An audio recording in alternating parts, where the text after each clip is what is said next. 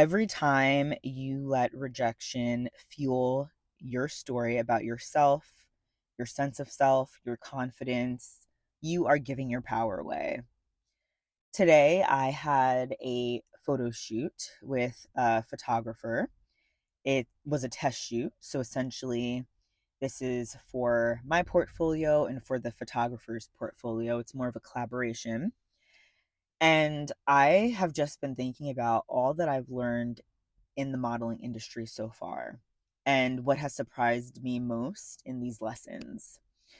So, I have been at modeling for a few years now, on and off. And when I went into it, I expected things to be easy. I expected that I would just get booked right away. I mean, all of the feedback I got in from strangers and just people out in the world saying, "Oh, you should model." I thought, okay, maybe when I start this, it'll just take off for me. No, that has not been the case. If anything, my middle name at this point is Rejection. So I went into the industry thinking that it would be easy for me, and it hasn't. And what I've learned is that modeling is not just being a pretty face, it is about refining the art of being able to pose and position your body and know your angles and exude certain types of energy and expressions depending on the creative direction. But modeling is also about being a business person. It's about building your personal brand, and it's about building relationships and nurturing those relationships in the industry. And what I've also learned is to not allow rejection to influence my sense of self. Rejection is so common in the modeling industry.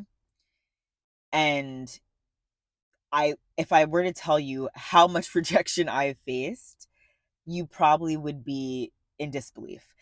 I think the younger version of myself probably would have thrown the towel in on modeling by now because she would have felt discouraged. But for some reason, I just keep showing up and putting my best foot forward and trying to improve in the process and enjoy the journey and trust that at some point I'm going to get an opportunity with a brand that I'm really, really excited about. But until then, I'm just gonna, put my head down and do the work and build the foundation. And when I think about this, I'm like, wow, my resilience muscle has been strengthened so much.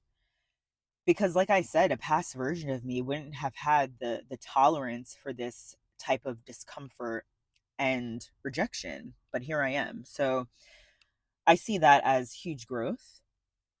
And what I've learned is that, one, it's important to look at the bigger picture when you're facing or experiencing rejection or a no. For instance, in modeling, I think it's rarely about my capability as a model. It's more about the particular look that they're going for. Or sometimes they think that I could be a fit for a different role, a better fit for a different role. Or in some cases, maybe I'm just not the right size for the garments that they have on hand. Or in some cases, maybe they don't even see my audition because they've already gone with someone who submitted earlier. And when you look at the bigger picture, you start to realize that, okay, I can go down the rabbit hole of thinking it's just about me and I'm inadequate, or I can look at it more holistically and see that there's a lot more at play here. And the moment I choose to go down the path of making this no solely about me is the moment that I give my power up and then I start to feel bad for myself. And I think when you're able to look at it more holistically, it doesn't have as much impact on your confidence and your ability to keep showing up and gaining momentum. And the reason I'm sharing this is because I feel like this is an important lesson in all areas of life. Because, I mean, think about it. How many of us make hearing no and getting rejected about us and about who we are. So many of us, I think all of us do that.